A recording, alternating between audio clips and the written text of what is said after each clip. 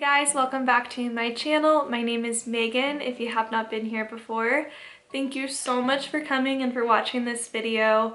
I really hope you guys enjoy. I have been getting lots of questions about graphic design and a lot of feedback on my graphic design videos.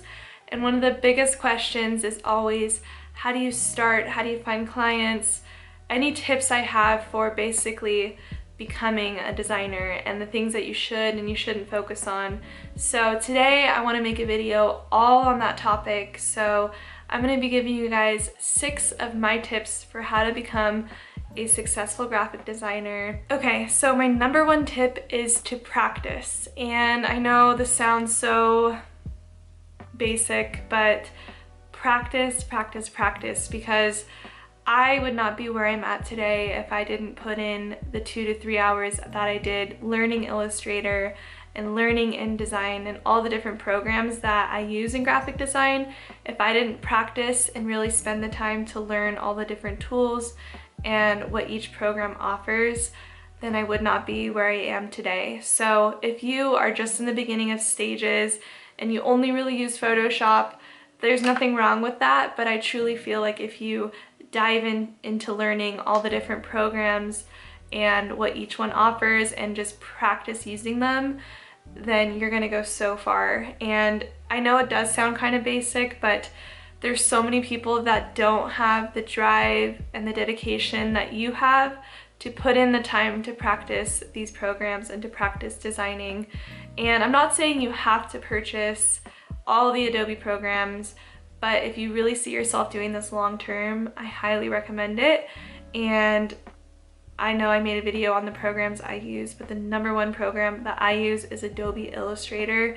So if you're gonna learn something, learn Photoshop and Illustrator, because they come in so handy and they have so many things on there that you can use to make your designing that much easier. And I'll be honest with you guys, when I first started graphic design, I only used Photoshop.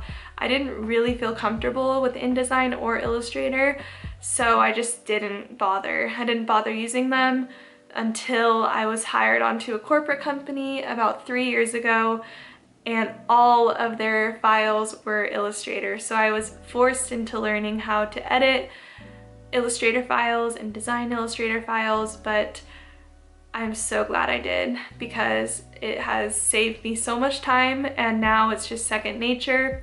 But put in an hour even every single day to learn these programs, to learn how to design quickly, because clients love quick turnarounds. So if you can practice and become so fast and so good at designing, you are gonna be successful, guarantee it. My second tip is to definitely build a portfolio. And I have talked about this before, but having something like an example of your style and your work is so crucial, especially when you're looking for your very first clients. So if you feel like you don't have any clients to really build portfolio pieces off of, when I was first starting out, there was a restaurant in town that I still absolutely love. You guys might have heard of it. It's Laughing Planet. And I decided to do a rebranding for them just on my own time. And not only did it give me a chance to practice using the programs, but it really had me think and just put my style into something that already exists. So build some portfolio pieces and put those on a website, put those on Instagram, and just keep practicing and building, because then you're really gonna find your style. Like once you just start designing, you figure out what kind of designer you are, what your style is, and it's very valuable to have pieces of work to show potential clients. Okay, now I'm gonna get sort of into the designing process and my tips for this, because a lot of us are probably natural artists and we know what is visually appealing to the eye, and I guarantee most of you listening are very artistic, so you already have that within you, and that's gonna help you tremendously. And that's why I also think that you have to have some artistic abilities within you to truly dive into graphic design and to do really well. However, there are some tips and tricks to design things very smoothly and beautifully. So my third tip is to really pay attention to typography. I truly feel like fonts are everything. If you were to drive down the street and see all the signs on all the buildings, the first thing that we see is the typography. And I guarantee most of the people driving don't think about that, but I guarantee most of you artistic people understand what I'm saying. Because just like how I redesigned the Ross logo recently, their font is, to me, not very visually appealing, but maybe Target is the perfect bold font. So pay attention to typography, but not only that, pay attention to how certain fonts are pairing with other fonts. So I'm trying to think of an example, and for some reason the only thing coming to mind is Chipotle, but they have their logo and it's a very clean font, and then they have their tagline underneath. But just look at how they're pairing different fonts. It doesn't have to be buildings either, it can be any kind of brand. You can look at that and observe what they're doing and whether you like it or not. And I also recommend, and sometimes I do this just with my Instagram posts to play around with things, is I like to look at different serif fonts and how they pair with sans serif fonts, and also really finding some beautiful handwritten fonts that pair well with sans serif fonts. So just play around with that, and the best way to do this would be to go on Google Fonts and just download some that you think might look really nice together. Bring that into Photoshop or Illustrator and put like a heading as whatever heading font you want, and then the body font. And this will also play into like website design and their entire branding package. So fonts are so important, and I feel like they don't get enough, they're not appreciated enough, because fonts really bring out emotions and feeling, and it's something so simple, yet it's it's crazy how much it truly means when it comes to a brand as a whole. So play with fonts, really learn typography, and figure out what kind of style of typography you like, because every single one of us is so different. We each have different design styles. You might love handwritten fonts, and I might love very serif looking, spaced out, capitalized fonts, which is what I do like.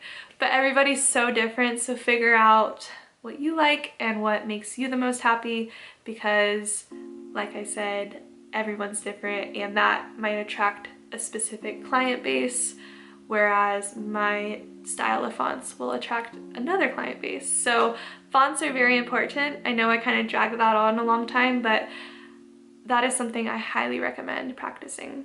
Okay, my fourth tip, this is also along with designing and kind of how my mindset when it comes to a logo or even a website. How I do it is I design first and then I color second. So first off, I'm not a huge color person anyway. Like this pillow right here is like a lot of color for me. So I really like minimalist, very neutral colors.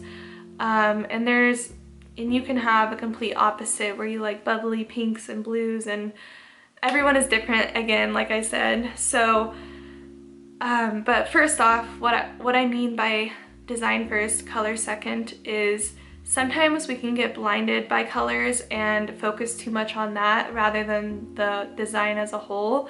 So I like to focus on the elements of the design, the typography of the design, and then think about the color. So how I do this is I usually sketch out how I want the logo to look. I'm going to use logos as an example for now. But I sketch out how I want it to look, and then I bring it into Illustrator and I make it the graphic that I want, and I play around with the typography.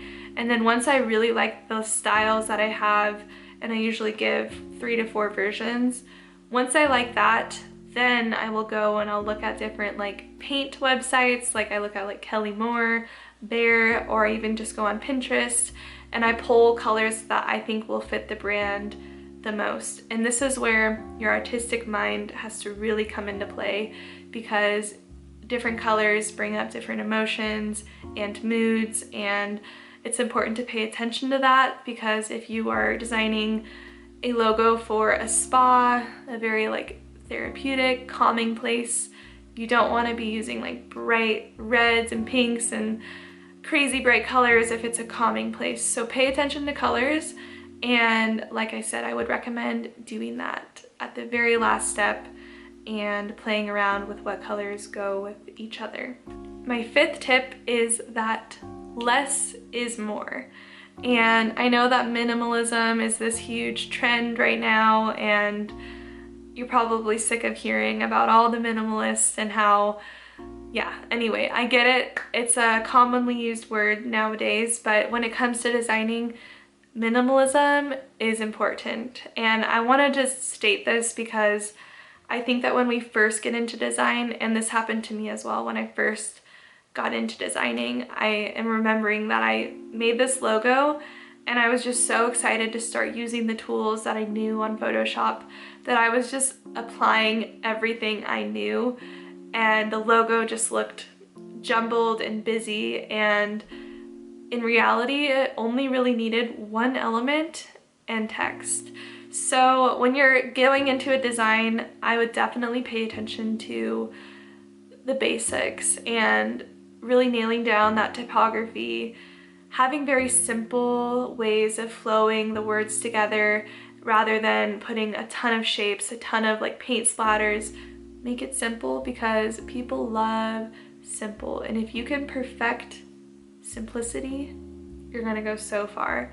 So definitely pay attention to the small details, the little elements, and I guarantee you clients will love it. But also, to touch on that, I have had many clients come to me with the idea already in their head that they want this illustration that's not very simple, and there are some brands where minimalism doesn't really work for them, and if they already have that idea, sometimes you just have to grant the client's wishes and do it for them.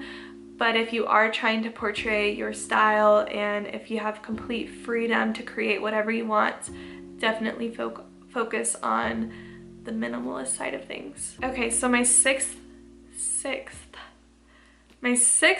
tip, that's hard.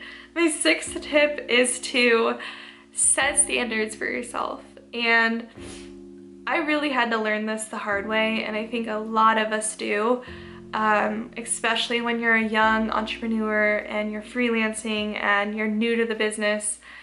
It's easy to sell yourself short, but I'm here to tell you, the sooner you can set standards for yourself, the more successful you're gonna be.